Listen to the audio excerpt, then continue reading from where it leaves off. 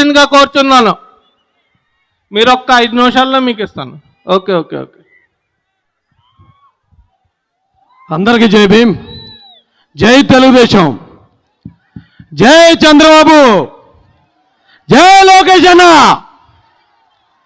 అయితే ఇక్కడ అక్కచెల్లెలు ఎదురుగా కూర్చున్నారండి. వాళ్ళని చిన్న ప్రశ్న అడుగుదాం అనుకుంటున్నాను నేను. ఇంకా మన అధినాయకులు నారా చంద్రబాబు నాయుడు గారు రావడానికి ఇంకా కొంత సమయం ఉంది కాబట్టి, అలాగే అతిరథ మహారథులైన తెలుగుదేశం మరియు జనసేన నాయకులు అందరికీ కూడా హృదయపూర్వక నమస్కారాలు తెలియజేసుకుంటూ, విచ్చేసిన మీ అందరికీ కూడా హృదయపూర్వక నమస్కారాలు తెలియజేస్తున్నాను. అక్క చెల్లెలు అడుగుతున్నానండి, ఏమా ఎవరన్నా మీ దగ్గరకు వచ్చి ఓ 10 గ్రాములు బంగారం కావాలా, 10 గ్రాములు వెండి కావాలంటే ఏం కోరుకుంటారు? బంగారం కోరుకుంటారు కదా. అదే 10 గ్రాములు బంగారం కావాలా, 10 గ్రాములు ఇత్తడి కావాలంటే బంగారం కోరుకుంటారు. 10 గ్రాములు బంగారం కావాలా, 10 గ్రాములు ఇనుము కావాలంటే ఇప్పుడు బాగానే చెప్తున్నారు. కానీ 2019లో ఆ ఎత్తడే లేకపోతే ఆ సత్తు ఏదైతే ఉందో దాన్నే కోరుకున్నాం మనం. కోరుకున్నాం ఓకే. అయితే ఏంటి బంగారం ఏంటి, సత్తు ఏంటి అని మీరు అడగొచ్చు. ఇప్పుడు నేను కొన్ని విషయాలు చెప్తానండి నారా చంద్రబాబు నాయుడు గారి గురించి. ఇప్పుడు బంగారానికి సత్తుకి ఎలాగైతే రెండు కంపేర్ చేయలేమో, బంగారం కావాలా సత్తు కావాలంటే కనీసం 10 మంది కూడా ఇనుము కావాలని కోరుకోరు, 100కు 100 మంది బంగారం కావాలంటారు. కానీ ఇప్పుడు వచ్చేటప్పుడు పరిస్థితి సగం మంది అటు సగం మంది ఇటు ఉన్నట్టు కనపడుతున్నారు. ఎందుకు దీనికి కావాల్సిన కారణం ఏంటంటే, నారా చంద్రబాబు నాయుడు గారు ఉన్నారండి. ఆయన చంద్రబాబు నాయుడు గారిని ఆయన మీద 2019 ఎలక్షన్లో ఈయన ఎస్సీలను అవమానించాడు, బీసీలకు అన్యాయం చేశాడు, ఉద్యోగస్తులకు అన్యాయం చేశాడు అనుకుంటూ లేనిపోయిన అబద్ధాలతో మనల్ని వదలగొట్టారు. వదలగొట్టి తీరా ఈ జగన్మోహన్ రెడ్డి అధికారంలోకి వచ్చిన తర్వాత ఆయన చేసింది ఏంటయ్యా అంటే, చంద్రబాబు నాయుడు గారు ఎస్సీలకి 4 లక్షల మందికి ఎస్సీ కార్పొరేషన్ రుణాలు ఇచ్చారు. కానీ జగన్మోహన్ రెడ్డి గారు వచ్చి ఆ మొత్తం 27 పథకాలు రద్దు చేయడమే కాదండి, ఇప్పుడు దాదాపు 40 మందిని చంపించారు. ఇక బీసీల విషయం చూసుకుంటే బీసీ కార్పొరేషన్లు ఉండేవి, వాటిని జగన్మోహన్ రెడ్డి వచ్చాక నాశనం చేశాడు. అంటే ఇక్కడ బంగారాన్ని వదిలి మనం సత్తు అనే జగన్మోహన్ రెడ్డిని, నేను ఒకటే చెప్తాను, బంగారం అంటే నారా చంద్రబాబు నాయుడు గారు, ఆ సత్తు అంటే ఈ చెత్త. ఈ చెత్తను మనం ఎందుకు ఎన్నుకున్నాం అంటే, కేవలం దాని మీద రోల్డ్ గోల్డ్ పూత పూసి మనకు అమ్మేశారు.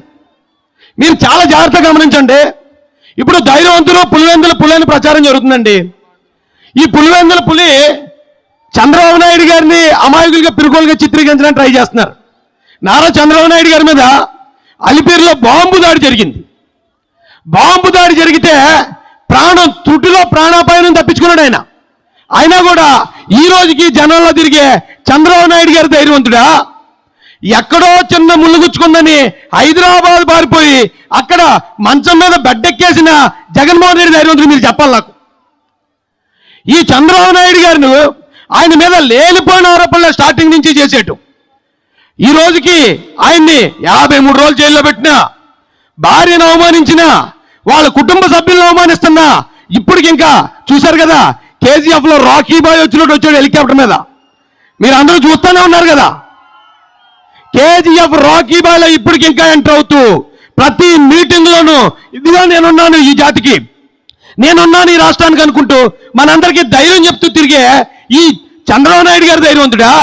లేకపోతే బయటికి రావాలంటే పరదాలు కట్టాలి, చెట్లన్నీ నరికేయాలి. ఎందుకంటే చెట్ల మీదకి ఎక్కి అల్లూరు సీతారామరాజు గారి టైంలో బాణాలు వేసి చంపేస్తారటండి చెట్లుంటేని. ఆ చెట్ల మీదకి ఎక్కేసి బాణాలు వేసేస్తారా అందుకని చెట్లు నరికించేసి ఈ పరదాలు కట్టుకుని పోలీసు వారిని అడ్డు పెట్టుకుని బయటికి రావడానికి భయపడే జగన్మోహన్ రెడ్డి ఎక్కడ? నువ్వు చంపుతావని తెలిసినా, నువ్వు అవమానిస్తావని తెలిసినా, నువ్వు జైల్లో పెట్టినా, నువ్వు కుటుంబాన్ని అంతా కూడా అవమానించినా, ఇప్పటికి ఇంకా కేజీఎఫ్ రాకీ బాయ్లో తిరుగుతున్న చంద్రబాబు నాయుడు గారు ఎక్కడని అడుగుతున్నాను నేను. చంద్రబాబు గారి నాయకత్వం, నారా చంద్రబాబు గారి నాయకత్వం ఈ రాష్ట్రానికి ఉద్యోగులకి, ఎస్సీలకి, ఎస్టీలకి, బీసీలకి కొన్ని లక్షల ఉద్యోగులు ఇచ్చిన నారా చంద్రబాబు నాయుడు గారు ఎక్కడ? 5,000 రూపాయలు ఉద్యోగం ఇచ్చి దాన్ని 100 సార్లు పబ్లిక్ యూజ్ చేసుకునే నువ్వెక్కడ అని ఆ జగన్ రెడ్డి గారిని ఈ స్టేజ్ నుంచి మేము ప్రశ్నించడం జరుగుతుంది. చాలా జాగ్రత్తగా గమనించండి. ఇప్పుడు 2019లో ఆ సత్తు మీద బంగారు పోత పూసేస్తే మనం మోసపోయి ఓట్లేసి గెలిపించాం. ఒకసారి చేస్తే మనం మోసపోయినట్టు, రెండోసారి కూడా మళ్ళీ సత్తునే ఎన్నుకుంటే మనం కూడా ఆ చెత్తలో సమానం అయిపోతాం. బంగారం లాంటి నారా చంద్రబాబు నాయుడు గారిని గెలిపించుకుంటే మన కుటుంబాలు మన భావితరాల భవిష్యత్తుని ఆయన బంగారం చేస్తాడని నేను మీ అందరికీ కూడా తెలియజేసుకుంటూ విచ్చేసిన మీ అందరికీ అవకాశం ఇచ్చిన అధ్యక్షులు జ్యోతుల నవీన్ గారికి హృదయపూర్వక ధన్యవాదాలు తెలియజేసుకుంటూ ఒక్కసారి చెప్పండి మా చంద్రబాబు నాయుడు గారి నాయకత్వం, లోకేష్ గారి నాయకత్వం, అచ్చెన్నాయుడు గారి నాయకత్వం, యనమల గారి నాయకత్వం, జ్యోతుల నవీన్ గారి నాయకత్వం. ఇక్కడ జనసేన సోదరులు కూడా ఉన్నారు. ఈ రోజున పవన్ కళ్యాణ్ గారు కరెక్ట్ టైంలో విలన్లందరూ ఏకమైపోతున్నప్పుడు హీరో ఎంట్రీ ఇచ్చినట్టు ఆయన సినిమాలోనే అలాగే ఎంట్రీ ఇస్తాడు, ఈ పబ్లిక్ లో రాజకీయాల్లో కూడా అలాగే ఎంట్రీ ఇచ్చి ఈ రాష్ట్రాన్ని కాపాడడానికి ముందుకొచ్చిన పవన్ కళ్యాణ్ గారికి జనసేన శ్రేణులకు కూడా శిరస్సు వంచి పాదాభివందనం తెలియజేస్తూ నేను ముగిస్తానండి. జై చంద్రబాబు.